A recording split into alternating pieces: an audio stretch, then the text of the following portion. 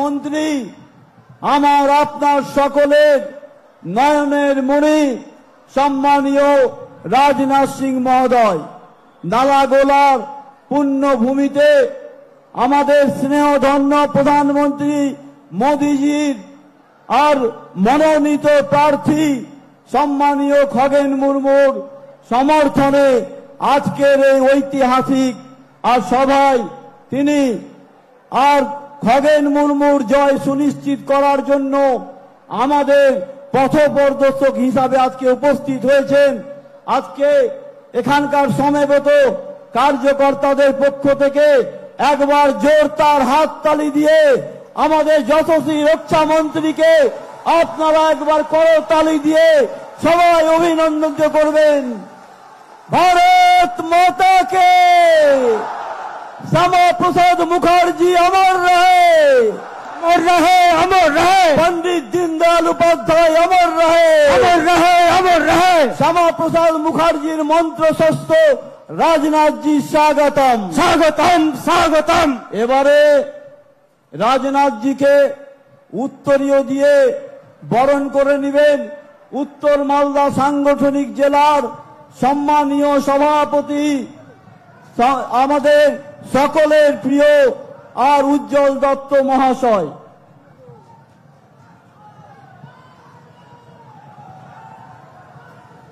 राजनाथ जी स्वागतम, स्वागतम, स्वागतम। राजनाथ जी स्वागतम, स्वागतम, स्वागतम।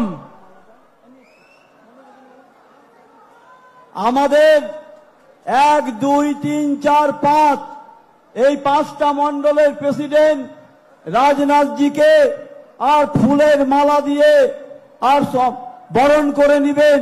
সঙ্গে আমাদের লোকপ্রিয় হবিপুরের বিধায়ক জুয়েল দা, আমাদের মালদা উত্তর এবং দক্ষিণের প্রার্থী সম্মানীয় খগেন দা এবং রূপাদি, এবং তার সঙ্গে গোপাল দা এবং চিন্ময় দা।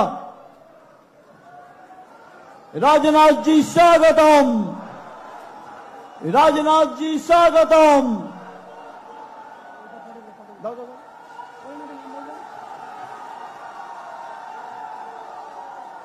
এবারে এই হবিপুরের পুণ্যভূমিতে যিনি জমিদার যোদ্ধাদের বিরুদ্ধে লড়াই করে আদিনা পান্ডুয়াতে শহীদ হয়েছিলেন সেই বীর জিতুর আর প্রতিকৃত রাজনাথ জির হাতে তুলে দিবেন আমাদের বিধায়ক এবং আমাদের সাংসদ খগেন মুর্মু মহোদয়, যিনি আদিনার পুণ্যভূমিতে আর শহীদ হয়েছিলেন আদুয়া আদিনা পান্ডুয়া আদিনাথের মন্দির উদ্ধারের জন্য, এখানকার জমিদারদের অত্যাচার থেকে শোষিত নিপীড়িত মানুষদেরকে মুক্তি দেওয়ার জন্য।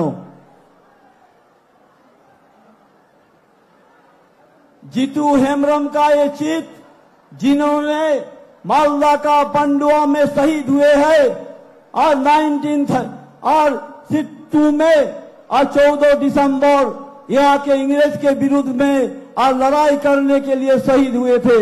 सम्मानीय जीतू के मूर्ति प्रतिकृति और सौंपे गए हैं राजनाथ जी के हाथों में। हमारे ठाकुर पंचानन वर्मा যিনি আমাদের রাজবংশী সম্প্রদায়ের প্রাণের ঠাকুর আর পঞ্চানন বর্মার প্রতিকৃতি তুলে দিবেন আমাদের গাজলের লোকপ্রিয় বিধায়ক আর চিন্ময়দেব বর্মন, এই বামনগোলার আর কনভেনার তথা পঞ্চায়েত সমিতির প্রাক্তন সভাপতি উৎপল সরকার মহাশয়। ঠাকুর পঞ্চানন বর্মা আপন রহে। আমাদের এখানে বিখ্যাত শিবডাঙ্গির সেই বাবা ভোলেনাথের মন্দির যা 500 বছর ধরে বিরাজিত, সেই প্রতিকৃতি তুলে দিবেন আমাদের এখানকার লোকপ্রিয় এবং সকলের কাছের মানুষ যিনি আর যতীন্দ্রনাথ সরকার, সঙ্গে বিনাদি কনভেনার এবং আমাদের সকলের নেতা আর সুরেন্দ্রনাথ মাহাতো মহাশয়। करीब 500 साल के पुराना ये शिव जी का मंदिर यहाँ विराजित है और शीश डांगी में उनका प्रतिकृत सौंपे जाते हैं अभी राजनाथ जी के हाथों में। আমাদের সবারই প্রাণের ঠাকুর ঠাকুর হরিচাঁদ এবং গুরুচাঁদের আর প্রতিকৃতি তুলে দিবেন আমাদের বিধানসভার কনভেনার বিনা কীর্তনিয়া এবং তৎসঙ্গে রামকৃষ্ণ সরকার, বাসুদেব ঘোষ এবং প্রভাস চৌধুরী মহোদয়।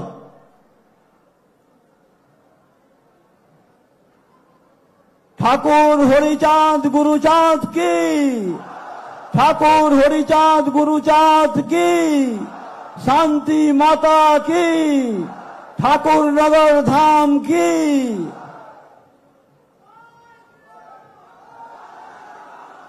जय जय श्री राम, जय जय श्री राम। भारत माता के जय। এবারে আপনাদের সামনে বক্তব্য রাখবেন বর্তমান সাংসদ, ভারতের যশস্বী প্রধানমন্ত্রী নরেন্দ্র মোদীজির স্নেহধন্য, রাজনাথজির স্নেহধন্য, আমার আপনার সকলের কাছের মানুষ, ঘরের মানুষ, কাজের মানুষ, আর সম্মানীয় খগেন মুর্মু মহাশয়।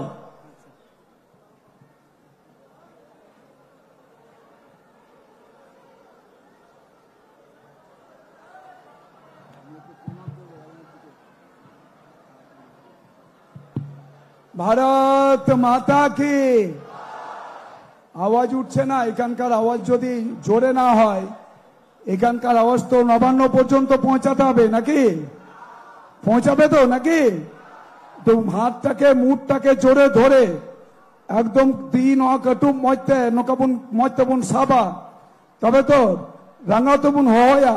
ভারত মাতা কি, भारत माता की। बीजेपी जिंदाबाद, जिंदाबाद जिंदाबाद, बीजेपी जिंदाबाद, जिंदाबाद जिंदाबाद। महान देशेर महान नेता नरेंद्र मोदी जिंदाबाद, जिंदाबाद जिंदाबाद, नरेंद्र मोदी जिंदाबाद, जिंदाबाद जिंदाबाद, जेपी नड्डा जिंदाबाद, जिंदाबाद जिंदाबाद, अमित शाह जिंदाबाद, जिंदाबाद जिंदाबाद, राजनाथ सिंह जिंदाबाद, जिंदाबाद जिंदाबाद, राजनाथ सिंह जिंदाबाद, जिंदाबाद जिंदाबाद, डॉक्टर सुकांत मजुमदार जिंदाबाद, जिंदाबाद जिंदाबाद, शुभेंद्र अधिकारी जिंदाबाद, जिंदाबाद जिंदाबाद, उज्जवल दत्त जिंदाबाद, जिंदाबाद जिंदाबाद। भारत माता की जय। এদিকে আওয়াজ ওঠেনি। আমি আপনাদের সবার প্রতি কৃতজ্ঞতা জানাচ্ছি যে আজকে এই দাবদাহ একটা প্রখর রৌদ্রের মধ্যে আপনারা আজকে এখানে সবাই উপস্থিত হয়েছেন। আমাদের সবার প্রিয়, আমাদের সকলের কাছের মানুষ, আমাদের প্রতিরক্ষা মন্ত্রী, আমাদের দেশের প্রতিরক্ষা মন্ত্রী সম্মানীয় রাজনাথ সিংজির বক্তব্য শোনার জন্য আপনারা সবাই অধীর আগ্রহে এখানে অপেক্ষা করছেন, তাই তো? তাই তো? আমাদের সম্মানীয়, আমাদের সবার কাছের মানুষ, সম্মানীয় আদরণীয় আমাদের রাজনাথ সিংজি, তিনি আজকে আমাদের সামনে বক্তব্য রাখবেন। তার বক্তব্যটাই আমরা মূলত শুনবো। আমি সবাইকে অনুরোধ করব রাজনাথ সিংজির উদ্দেশ্যে আপনারা সবাই একটু জোরদার হাততালি দিয়ে তাকে এখানে আপনারা সম্বোধিত করবেন, তাকে অভিনন্দন জানাতে।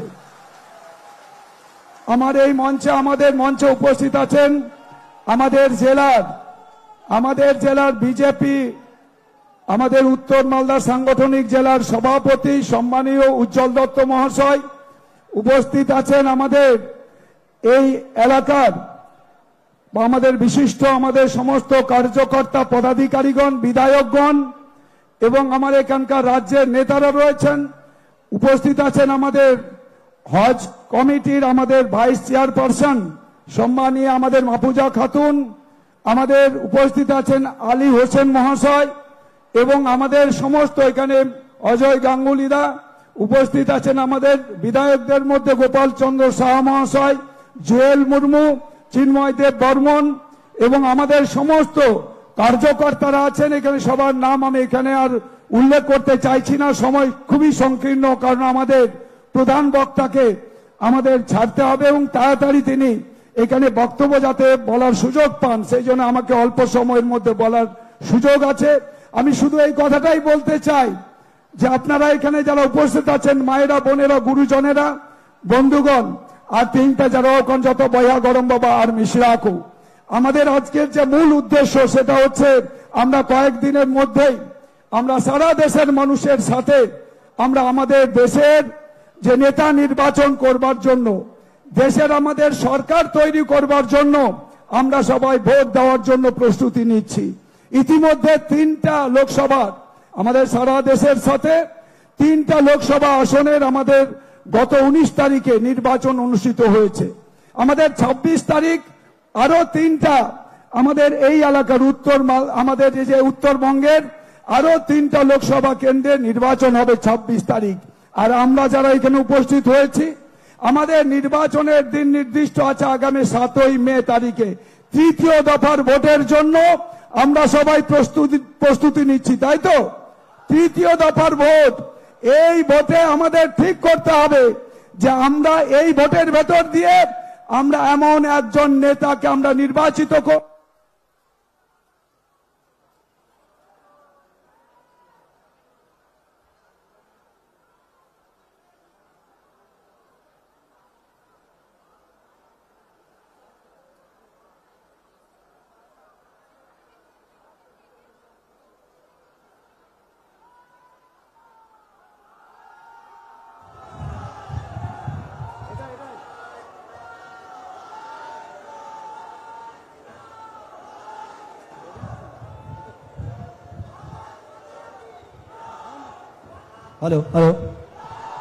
আমরা এই নির্বাচনের ভেতর দিয়ে আমাদের দেশের নেতা নির্বাচন করব এমন একজনকে যিনি আমাদের সমস্ত মানুষের সেবক হিসেবে কাজ করবেন।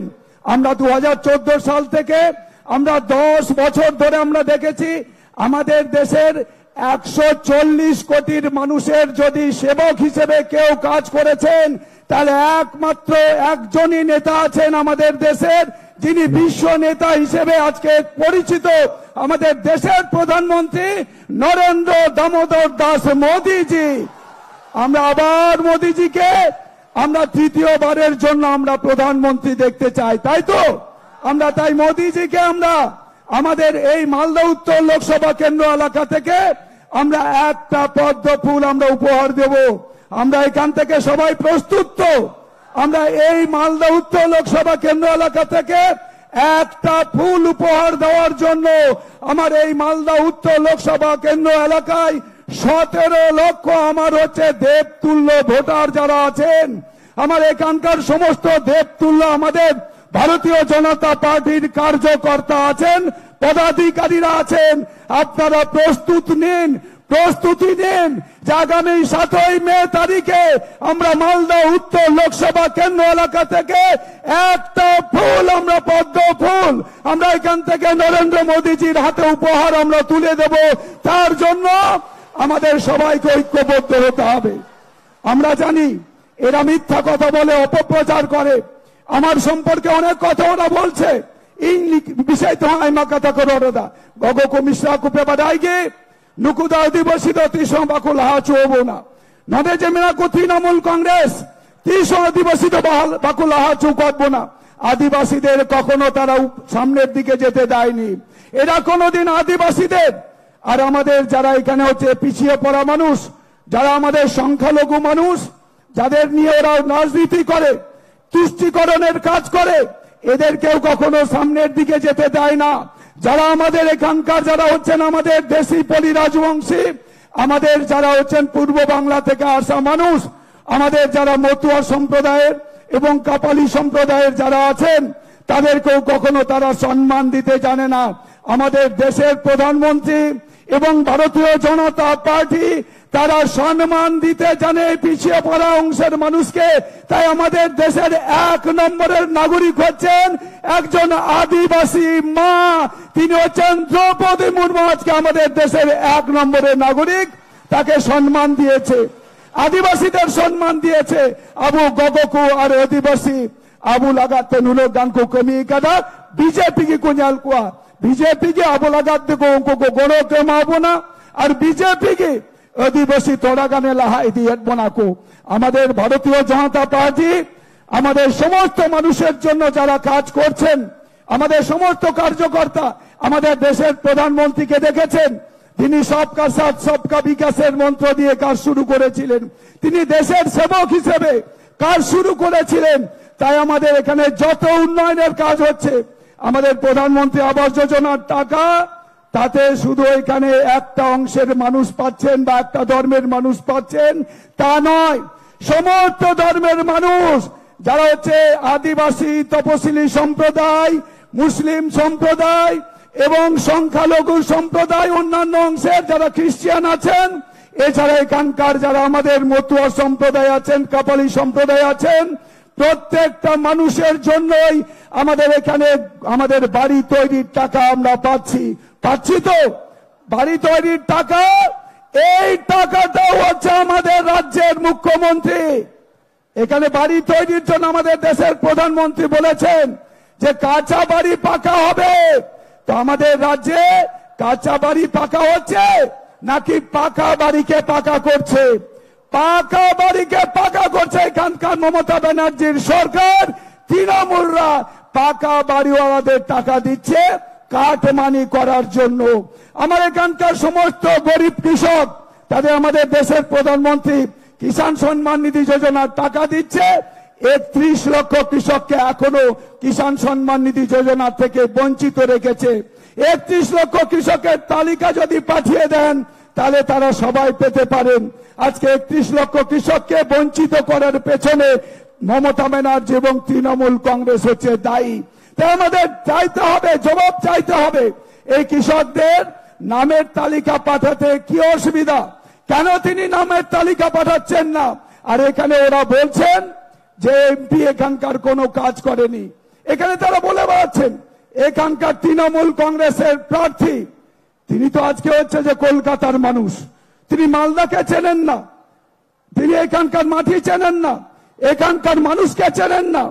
এখানে এসপি থাকার সুবাদে তিনি মানুষকে, সমস্ত মানুষের শুধু ঘুষ নিতে তিনি জানেন।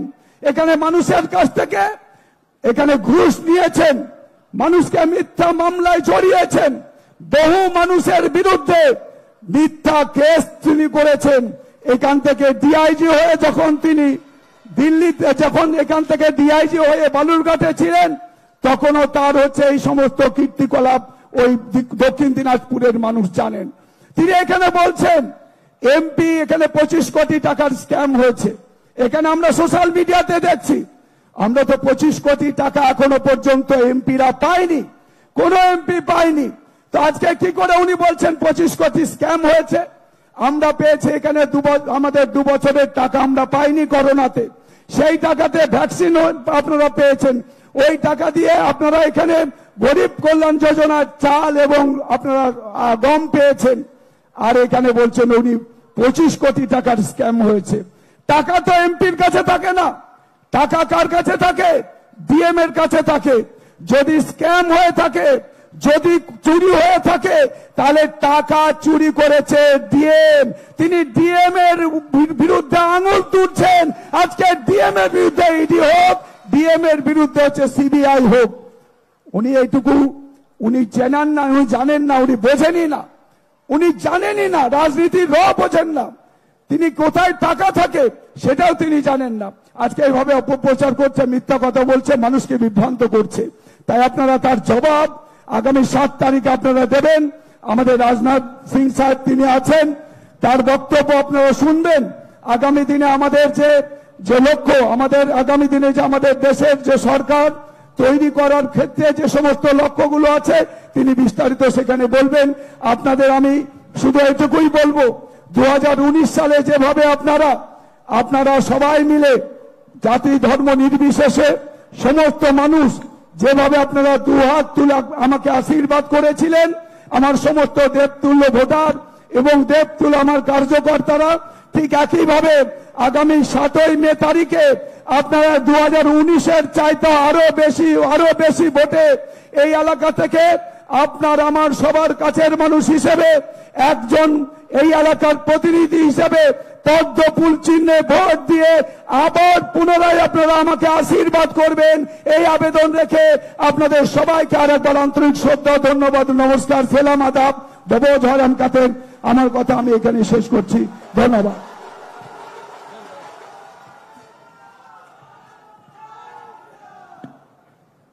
এবারে যার বক্তব্য শোনার জন্য এত তীব্র দাবদাহে গরমকে উপেক্ষা করে আপনারা যার বক্তব্য শোনার জন্য এখানে উপস্থিত হয়েছেন, অনেকে ডাঙ্কা পার্টি এখানে এসেছেন একবার ঠাকুর হরিচাঁদ গুরুচাঁদের উদ্দেশ্যে ডাঙ্কা বাজিয়ে রাজনাথজিকে স্বাগতম জানিয়ে, আর আপনারা একবার জানাবেন সকলে আমাদের মতুয়া ভাইদের পক্ষ থেকে। কিন্তু অল্প সময়, 1 মিনিট যারা ডঙ্কা নিয়ে এসছেন একটু ডঙ্কা বাজিয়ে রাজনাথজিকে একটু সম্বর্ধিত করবেন আমাদের মতুয়া ভাই বোনদের পক্ষ থেকে। জয় হরি বল, জয় হরি বল, জয় হরি বল, জয় হরি বল, জয় হরি বল, হরি বল, হরি বল, জয় হরি বল, হরি বল।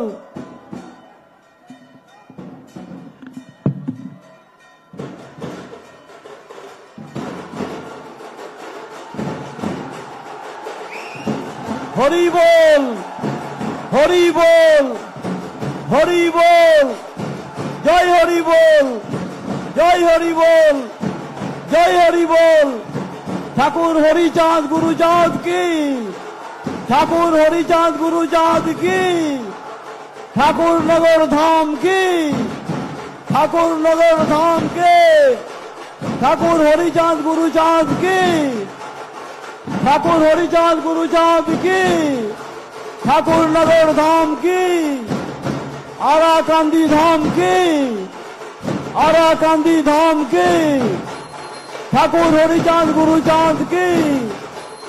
জয় হরি বল, জয় হরি বল, হরি বল, হরি বল, হরি বল। আরাকান্দি ধাম কে, ঠাকুর নগর ধাম কে, আরাকান্দি ধাম কে, ঠাকুর হরিচাঁদ গুরুচাঁদ কি, আরাকান্দি ধাম কে, ঠাকুর নগর ধাম কে, মতুয়া সম্প্রদায় কে, ঠাকুর হরিচাঁদ গুরুচাঁদ কে।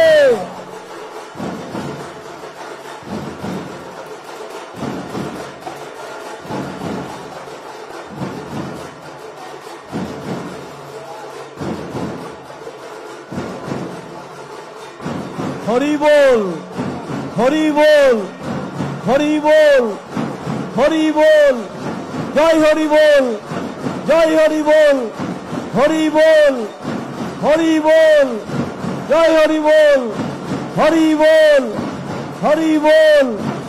আরাকান্দি ধাম কে, আরাকান্দি ধাম কে, ঠাকুর নগর ধাম কে, ঠাকুর হরিচাঁদ গুরুচাঁদ কে।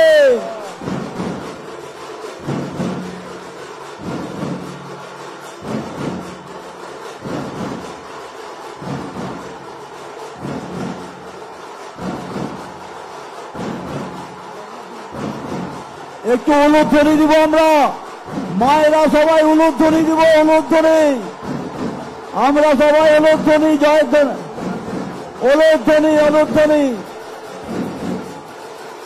জয় জয় শ্রীরাম, জয় শ্রীরাম, জয় জয় শ্রীরাম, জয় শ্রীরাম, জয় শ্রীরাম, জয় শ্রীরাম, জয় শ্রীরাম, জয় শ্রীরাম। ভারত মাতা কে জয়, ভারত মাতা কে জয়, ভারত মাতা কে জয়। राजनाथ जी, अमर राजनाथ जी जिंदाबाद, जिंदाबाद, जिंदाबाद। यशस्वी रक्षा मंत्री राजनाथ जी जिंदाबाद, जिंदाबाद। এবারে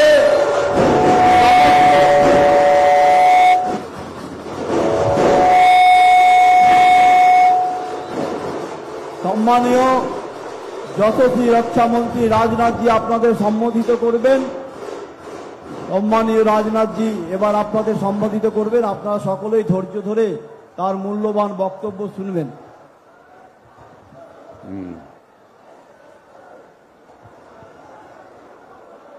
मैं सबसे पहले अपने मथुआ कम्युनिटी के लोगों को बधाई देना चाहता हूं, जिन्होंने बहुत ही अच्छा यहां पर कार्यक्रम प्रस्तुत किया है। और मैं आप सभी से अनुरोध करूंगा, एक बार सारे लोग तालियां बजाकर मथुआ कम्युनिटी का जो परफॉर्मेंस रहा है उसका स्वागत किया जाना चाहिए, तालियां बजाकर।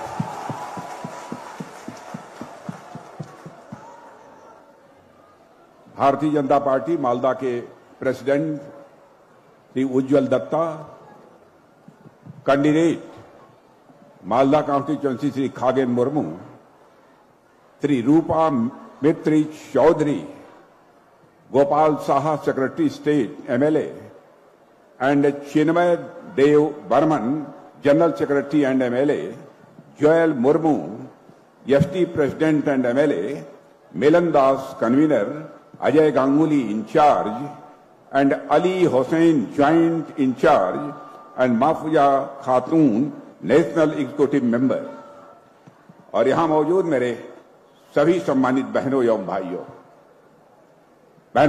शायद पहली बार इस स्थान पर किसी पब्लिक मीटिंग को एड्रेस करने के लिए आप सबके सामने खड़ा हुआ हूं। आज जो अपनी आंखों के सामने यह दृश्य देख रहा हूं, मुझे लगता है कि यह जनसभा नहीं है बल्कि जनसमुद्र है।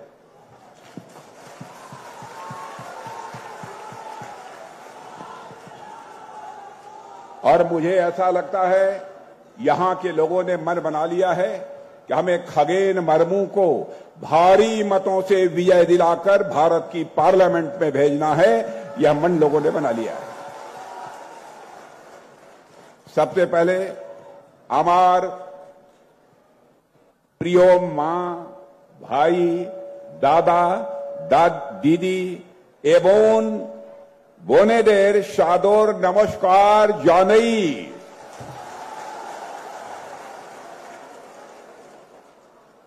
बहनों भाइयों, जब भी मैं बंगाल में आता हूं तो मैंने देखा है कि जो बंगाल की जनता का मुझे बेहद प्यार मिलता है, और विशेष रूप से माताओं, बहनें और बेटियों की तरफ से जो अद्भुत स्नेह मिला है, उसकी जितनी भी सराहना की जाए वह कम है। आज मैं पश्चिमी बंगाल की जिस भूमि पर यहां खड़ा हूं, यह 51 शक्तिपीठों में शामिल किरीटेश्वरी के आगे मैं पहले अपना शीश झुकाता हूं, और मुझे पूरा विश्वास है कि यह मां किरीटेश्वरी इस पश्चिमी बंगाल का कल्याण करेगी, इस पूरी यहां की जनता का कल्याण करेगी, ऐसा मेरा पक्का भरोसा है।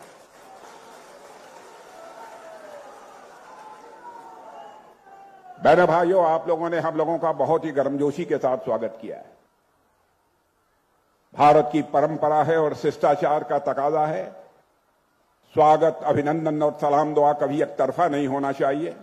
इसलिए मैं भी अपनी तरफ से शीश झुकाकर आप सभी बहनों भाइयों का हार्दिक अभिनंदन करता हूं, आप सभी का मैं स्वागत करता हूं। आज मैं यदि आपके बीच आया हूं तो खगेन मुर्मू के लिए मैं वोट मांगने आया। खगेन मुर्मू को आप अच्छी तरह जानते हैं, मुझसे बेहतर जानते हैं, लेकिन आज खगेन मुर्मू को बोलते हुए मैंने पहली बार सुना है, और मुझे पक्का विश्वास है खगेन मुर्मू को चुनकर यदि आपने भारत की पार्लियामेंट में भेजा तो आपकी प्रॉब्लम्स, आपकी समस्याओं को प्रभावी तरीके से संसद में आवाज देने का काम कोई कर सकता है तो आपका खगेन मुर्मू कर सकता है, ऐसा मेरा पक्का विश्वास है। बहनों भाइयों, लंबे समय से इस पश्चिमी बंगाल में टीएमसी की सरकार को काम करते हुए आप यह देख रहे हैं। यदि किसी से पूछा जाए कि टीएमसी की सरकार आने के बाद पश्चिमी बंगाल में क्या हुआ है, लोग यही कहेंगे यहां पर तोलाबाजों, अपराधियों और भ्रष्टाचारियों को यहां पर जबरदस्त बोलबाला हुआ है। जो भी सरकारी ठेके होते हैं, मेरी जानकारी में है यह टीएमसी में काम करने वाले कार्यकर्ताओं को ज्यादातर यह सब ठेके दिए जाते हैं। जनता की गाढ़ी कमाई को लूटने का काम इन लोगों के द्वारा किया जा रहा है।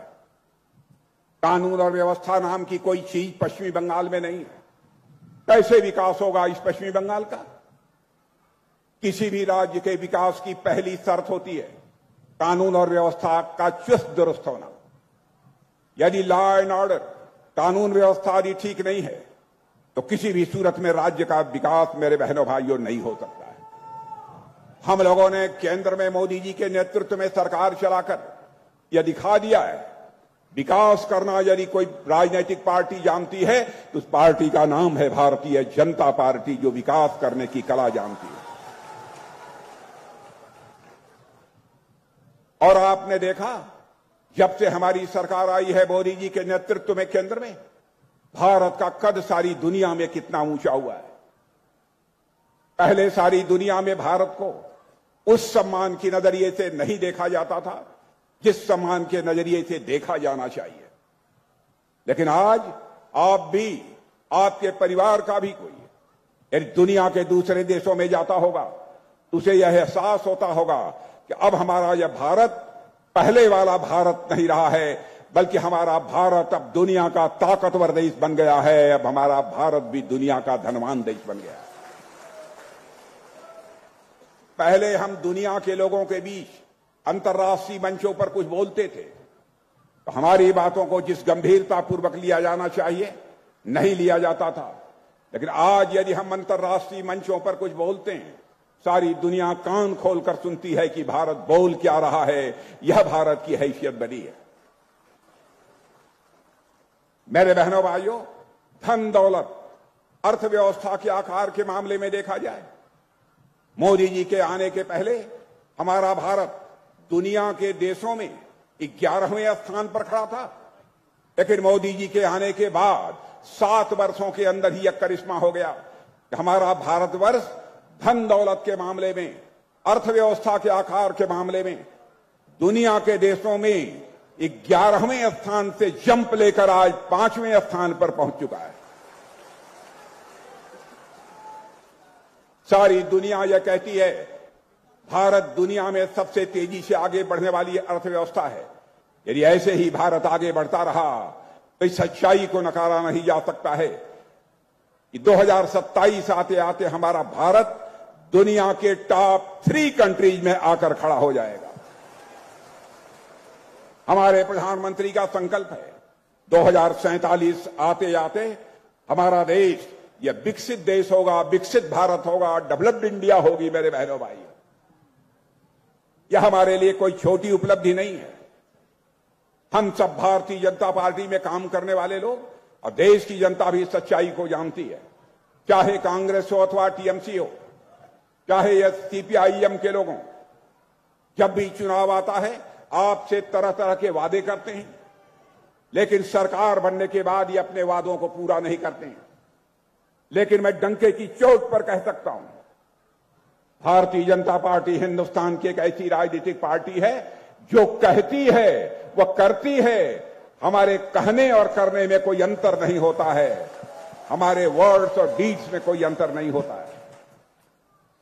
मैं आपको याद दिलाना चाहता हूं, वर्षों पहले हम लोगों ने कहा था हमारी सरकार आएगी, जम्मू कश्मीर को धारा 370 के अंतर्गत जो विशेष अधिकार प्राप्त है हम उसको समाप्त करेंगे और जम्मू कश्मीर का भी वही दर्जा होगा जो हिंदुस्तान के अन्य राज्यों का दर्जा होगा। आपने देखा संसद में मेजॉरिटी मिलने के बाद ही हम लोगों ने चुटकी बजाकर धारा 370 को समाप्त कर दिया और जम्मू कश्मीर का आज वही दर्जा है जो हिंदुस्तान के अन्य राज्यों का दर्जा है।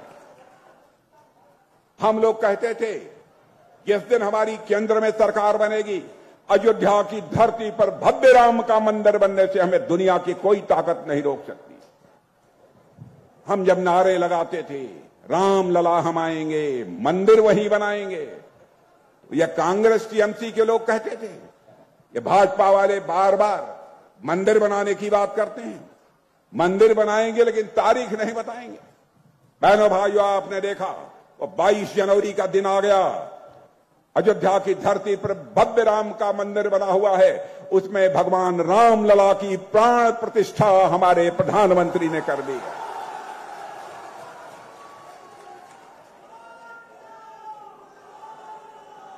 और मैं कहना चाहता हूं मेरे बहनों भाइयों, राम लला अपनी झोपड़ी से निकलकर अपने महल में पहुंच चुके हैं। मुझे ऐसा लगता है कि भारत में राम राज्य आने के संकेत पूरी तरह से हो चुके हैं। हम लोगों ने कहा था हमारी सरकार आएगी तो 3 तलाक, ट्रिपल तलाक, हम इसे समाप्त करेंगे। हमारे विरोधी दल के लोग कहते थे दूसरे धर्म के मामले में आप हस्तक्षेप क्यों करते हैं। हम लोगों ने कहा चाहे हिंदू हो, मुसलमान हो, ईसाई हो, यहूदी हो, कोई हो, किसी धर्म की मानने वाली मां, बहन और बेटी, हमारी भी मां, बहन और बेटी है, उसके साथ कोई जुल्म होगा, अत्याचार होगा, सरकार बने या न बने, उस मां, बहन और बेटी के साथ भारतीय जनता पार्टी पूरी मजबूती के साथ खड़ी रहेगी।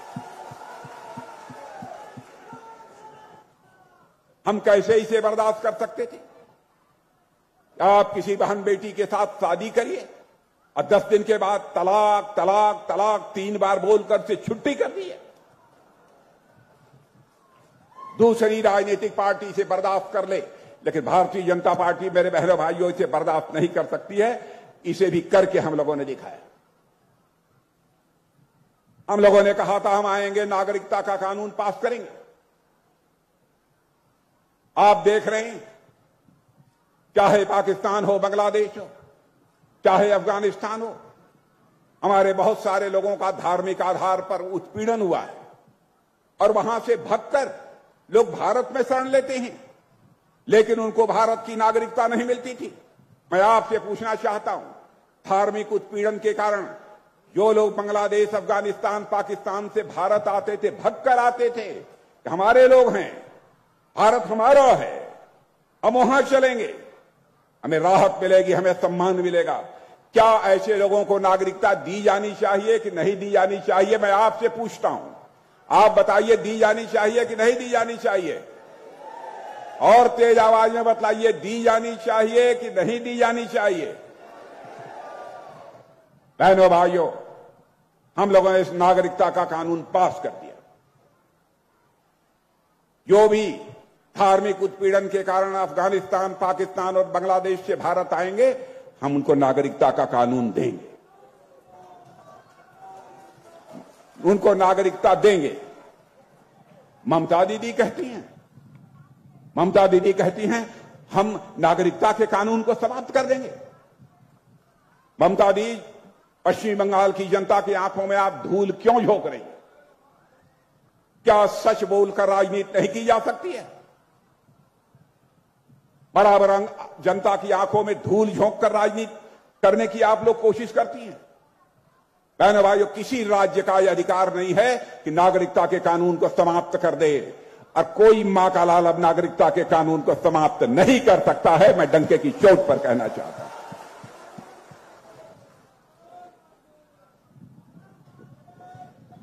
और भारत की हैसियत बहनों भाइयों पहले जैसी नहीं, बहुत बढ़ गई है। आपने देखा 2 साल से रूस, रसिया और यूक्रेन के बीच लड़ाई चल रही है। दोनों देशों की तरफ से मिसाइलें चल रही हैं, गोले चल रहे हैं, बारूद चल रही है, तोप चल रहे हैं। बड़ी संख्या में रूस के लोग मारे जा रहे हैं, यूक्रेन के लोग मारे जा रहे हैं। हमारे भारत के बहुत सारे बच्चे यूक्रेन में मेडिकल की पढ़ाई कर रहे थे, इंजीनियरिंग की पढ़ाई कर रहे थे, मैनेजमेंट की पढ़ाई कर रहे थे। वह सारे उनके माता पिता जो भारत में रहते थे वो परेशान थे, क्या होगा हमारे बच्चों का यूक्रेन में? कहीं रूस से कोई मिसाइल आ गई और उनकी जान के लिए, जिंदगी के लिए कोई खतरा न पैदा हो जाए। उन बच्चों के माता पिता हमारे प्रधानमंत्री से मिले। प्रधानमंत्री मोदी जी ने चटपट रूस के राष्ट्रपति मिस्टर पुतिन से बात की और यूक्रेन के राष्ट्रपति मिस्टर जेलेंस्की से बात की। और आपको जानकर खुशी होगी, यह करिश्माई काम हुआ। 4.5 घंटे के लिए रूस और यूक्रेन की लड़ाई रुक गई और 22,000 बच्चे हमारे वहां से चलकर भारत आ गए। यह है भारत की ताकत। आपने देखा होगा, आए दिन जब कांग्रेस की सरकार थी, आतंकवादी वारदातें हिंदुस्तान के किसी न किसी राज्य में हुआ करती थी। मैंने भाई आज कोई बतलाए कहीं आतंकवादी वारदात हो जाए। मुंबई में बड़ी संख्या में हमारे पुलिस के अधिकारी मारे गए थे, भारत के नागरिक मारे गए थे आतंकवादियों के हाथों। उस समय के महाराष्ट्र के गृह मंत्री ने कहा, ऐसी आतंकवाद की घटनाएं तो होती रहती हैं। मैंने भाई आज कोई आतंकवादी वारदात करके दिखाए। भारत के अंदर आज वह ताकत है, भारत के अंदर वह ताकत है। भारत कमजोर भारत नहीं है, ताकतवर भारत है। और बहनों भाइयों, हमारी ताकत यह है कि हम सीमा के इस पार भी मार सकते हैं, लेकिन हमारी अस्मिता, हमारी एकता, अखंडता को खंडित करने की कोई भी मां की लाल कोशिश करेगा तो हम सीमा के उस पार भी जाकर मार सकते हैं। यह भारत की ताकत है।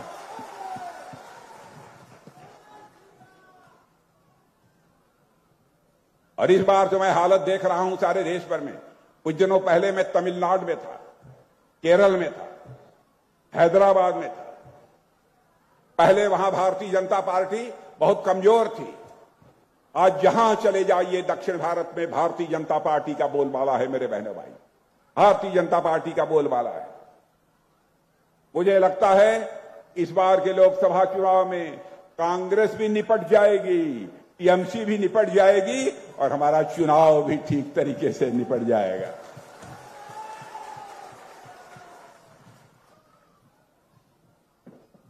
भ्रष्टाचार, मैं ममता दी पूछना चाहता हूं, क्यों आपकी सरकार पर भ्रष्टाचार के आरोप लगते हैं? मैं कांग्रेस के लोगों से पूछना चाहता हूं, क्यों आप पर भ्रष्टाचार के आरोप लगते हैं? जब जब इस देश में कांग्रेस की सरकार रही है अथवा पश्चिम बंगाल में टीएमसी की सरकार रही है, इन लोगों के ऊपर भ्रष्टाचार के आरोप लगे। इनके नेताओं को भ्रष्टाचार के आरोपों के कारण जेल की हवा भी खानी पड़ी है। लेकिन बहनों भाइयों, 10 साल हो गए हम लोगों के सरकार चलाते हुए। आदरणीय अटल बिहारी वाजपेयी को भी सरकार चलाते हुए आपने इस देश में देखा है। भारत ही नहीं, दुनिया का कोई व्यक्ति, कोई भी राजनीतिक पार्टी उंगली उठाकर नहीं कह सकती भारतीय जनता पार्टी की सरकार के ऊपर भ्रष्टाचार का एक भी आरोप कभी लगा हो। बहनों भाइयों, एक भी आरोप लगा हो। इन लोगों के यहां बराबर भ्रष्टाचार के आरोप इन लोगों पर लगते रहते हैं। इनके कई मंत्री जेल की हवा खा रहे हैं। ममता जी, क्या हो गया है आपकी सरकार को? जिस पश्चिमी बंगाल की धरती पर ऐसे महापुरुष पैदा हुए हैं, उन्होंने राष्ट्रगान और राष्ट्रगीत के साथ एक राष्ट्रवाद की भावना केवल पश्चिमी बंगाल की जनता में नहीं बल्कि समस्त देशवासियों में पैदा करने की कोशिश की है। जिस बंगाल की धरती पर चैतन्य महाप्रभु जैसे संत पैदा हुए, राजा राम मोहन राय और ईश्वर चंद्र विद्यासागर जैसे समाज सुधारक पैदा हुए, बंकिम चंद्र चट्टोपाध्याय, रविंद्रनाथ टैगोर जैसी हस्तियां पैदा हुई, सुभाष चंद्र बोस और श्यामा प्रसाद मुखर्जी जैसे राष्ट्रवादी नेता पैदा हुए, जिन्होंने पूरे भारत को एक दिशा देने का काम किया। उस धरती पर ममता दी, आपकी सरकार के रहते हुए जुल्म हो रहा है लोगों के ऊपर। लोग अपने को सुरक्षित नहीं महसूस कर रहे हैं। बहनों भाइयों, मैं जानता हूं आज पश्चिमी बंगाल के लोग डर की छाया में रहने को मजबूर हो गए। पश्चिमी बंगाल महान संस्कृति वाली धरती है, विद्वानों की धरती रही है, और आजकल लगातार यहां पर अपराधियों के हौसले बुलंद हैं। आज पश्चिमी बंगाल सारे देश भर में सांप्रदायिकता के लिए जानी जाती है। जो प्रवासी मजदूर यहां पर आए हैं ईद मनाने के लिए, उनसे यहां की मुख्यमंत्री अपील कर रही हैं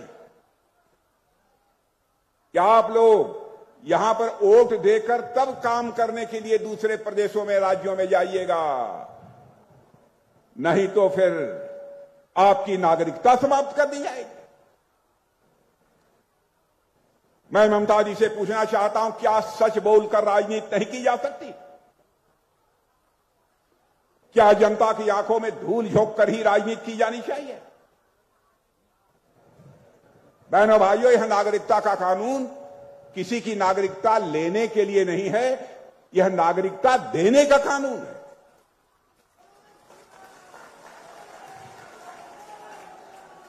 और आप कहती हैं कि हम नागरिकता के कानून को समाप्त कर देंगे।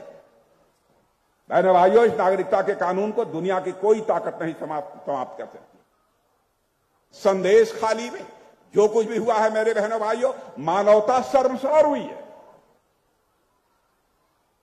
भारत की प्रतिष्ठा पर पश्चिमी बंगाल की सरकार ने, टीएमसी की सरकार ने चोट पहुंचाई है। महिला के मुख्यमंत्री रहते हुए पश्चिम बंगाल की धरती पर महिलाओं के ऊपर जुल्म हो रहा है, अत्याचार हो रहा है। यहां की वीरांगना है हमारी माताओं बहनों से मैं कहना चाहता हूं, उठो और इस बार सत्ता को यहां से उखाड़ फेंको, टीएमसी की सरकार को। यह मैं आपसे अपील करना चाहता हूं।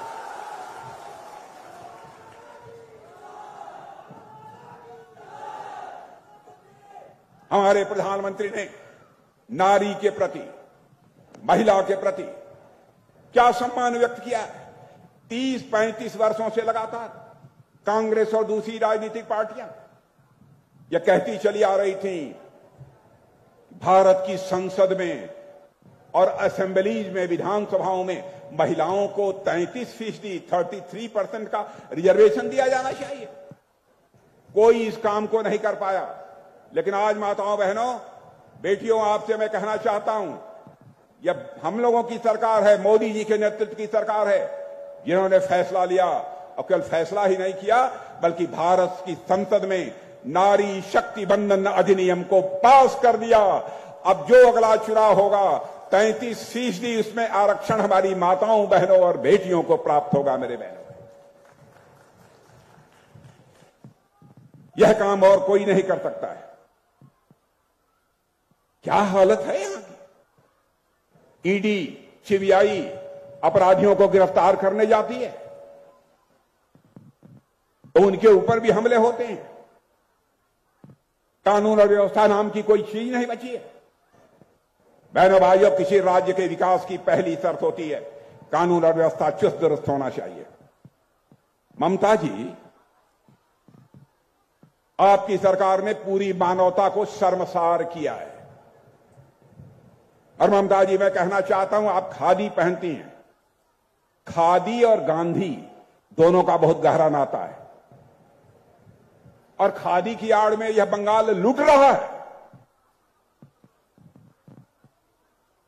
यहां पर चाहे कोई परीक्षा हो, एसएससी की, टीईटी की, रिक्रूटमेंट हो, हर में घोटाला, लॉटरी घोटाला।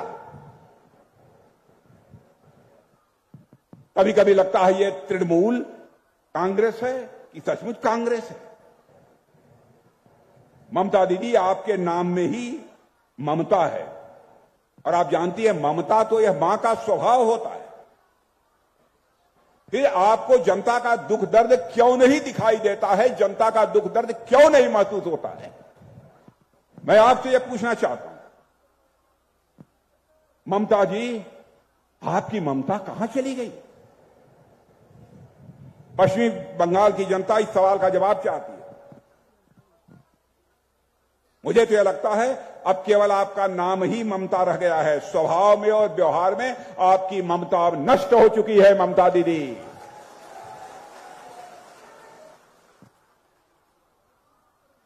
बहनों भाइयों, हमारी सरकार ने गरीबों के लिए, मध्यम वर्गीय परिवारों के लिए कितनी योजनाएं प्रारंभ की।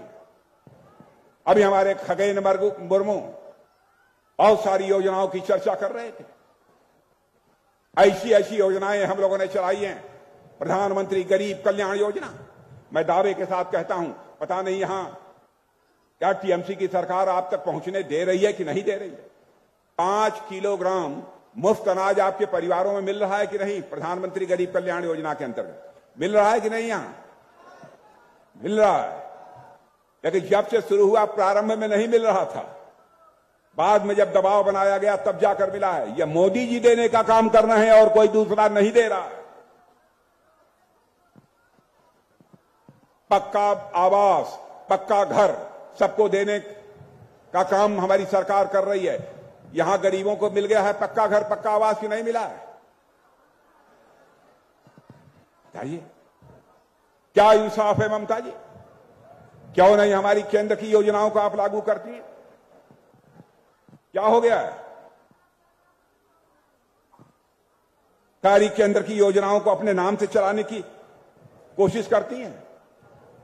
और मुझे तो यह भी खबर मिली कि पहले जो कुछ भी वहां से आता था वह टीएमसी के लोगों के द्वारा वह हेरा फेरी कर दी जाती थी, चोरबाजारी हो जाती थी उसमें।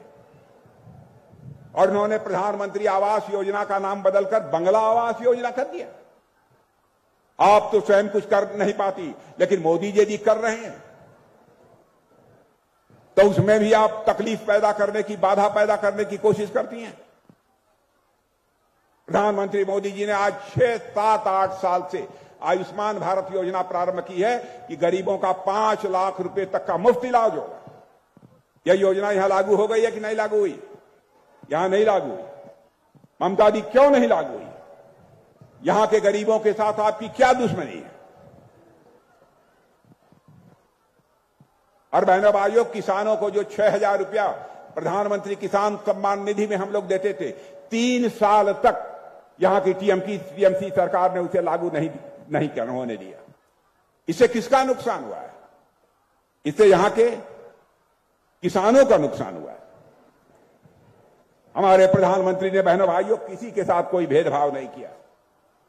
पश्चिम बंगाल के विकास के लिए जो भी कर सकते थे वह सब कुछ हमारे प्रधानमंत्री ने किया है। मैं सारी योजनाओं की चर्चा करूंगा तो एक लंबा समय लगेगा। अजीबोगरीब हालत हो गई है। ईद मनाने के लिए जो हमारे मुस्लिम भाई हैं उनको कहा जा रहा है वोट देकर जाना, वोट देकर जाना, नहीं तो सरकार बड़ा संकट पैदा कर देगी। अभी मुर्शिदाबाद से आ रहा हूं। मुर्शिदाबाद में अखबारों में भी हम लोगों ने पढ़ा था, रामनवमी के दिन भगवान राम की जो शोभा यात्रा निकली थी, उस शोभा यात्रा पर भी हमले कर दिए और 20 से अधिक लोग वहां पर घायल हुए थे। इन लोगों ने अजीबोगरीब हालत यहां पर पैदा कर दी है मेरे बहनों भाइयों। और मैं समझता हूं यह मौका है चुनाव का मौका है। इसमें बदला लिया जा सकता है। इस बार सभी सीटों पर, सभी संसदीय सीटों पर भारतीय जनता पार्टी की विजय पताका फहराइए। मैं डंके की चोट पर कह सकता हूं, अगली बार यहां पर टीएमसी की सरकार चली जाएगी और भारतीय जनता पार्टी की सरकार आकर रहेगी।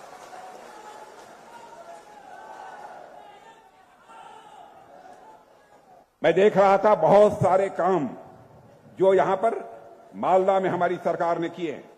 यदि मैं सबकी चर्चा करूंगा तो बहुत एक लंबा समय लगेगा, लेकिन मैं समझता हूं खगेन मुर्मू ने अथवा हमसे यहां आने के पहले लोगों ने यह सब सारी बातें आपके सामने रखी होंगी। आज मैं तो आप लोगों से यही अपील करने आया हूं कि आप सभी का समर्थन भारतीय जनता पार्टी को प्राप्त होना चाहिए। कमल का फूल खिलना चाहिए। बहनों भाइयों, लक्ष्मी जी जब घर में आती हैं तृणमूल लेकर नहीं आती हैं, हाथ हिलाते हुए नहीं आती हैं। घर में यदि लक्ष्मी जी आती हैं तो कमल के फूल पर ही बैठकर लक्ष्मी जी घर में आती हैं। इसलिए कमल के फूल का बटन दबाइए और खगेन मुर्मू को भारी मतों से विजय दिलाकर भारत की संसद में भेजिए। यही अपील करने के लिए आया हूं। और मैं आपसे कहना चाहता हूं, यदि खगेन मुर्मू को आपने भारी मतों से विजय दिला दिया तो मैं खगेन मुर्मू को कहूंगा, जीतने के बाद एक बार मुझे फिर से बुला लेना। और खगेन मुर्मू के जीतने के बाद यदि मैं यहां पर आऊंगा मेरे बहनों भाइयों, तो अपना स्वागत कराने के लिए नहीं आऊंगा, बल्कि एक बार शीश झुकाकर आप सभी का अभिनंदन करने के लिए आऊंगा। आप सभी के प्रति आभार व्यक्त करने के लिए आऊंगा। आप सभी को बहुत बहुत धन्यवाद। बोलिए भारत माता की, भारत माता की, भारत माता की। बहुत बहुत धन्यवाद। असंख्य धन्यवाद। ভারতীয় জনতা পার্টির অভিভাবক তথা হৃদয় সম্রাট, আমাদের সকলের হৃদয়ের মানুষ, দেশের যশস্বী রক্ষামন্ত্রী সম্মানীয় রাজনাথজিকে বামনগোলা ব্লক উত্তর মালদা সাংগঠনিক জেলার পক্ষ থেকে অশেষ ধন্যবাদ। আমাদের আজকের এই জনসভা এখানেই সমাপ্ত করা হলো। এই তীব্র রৌদ্র দাবদাহ উপেক্ষা করে যারা আপনারা আমাদের এই সভাকে সাফল্যমণ্ডিত করেছেন, তাদের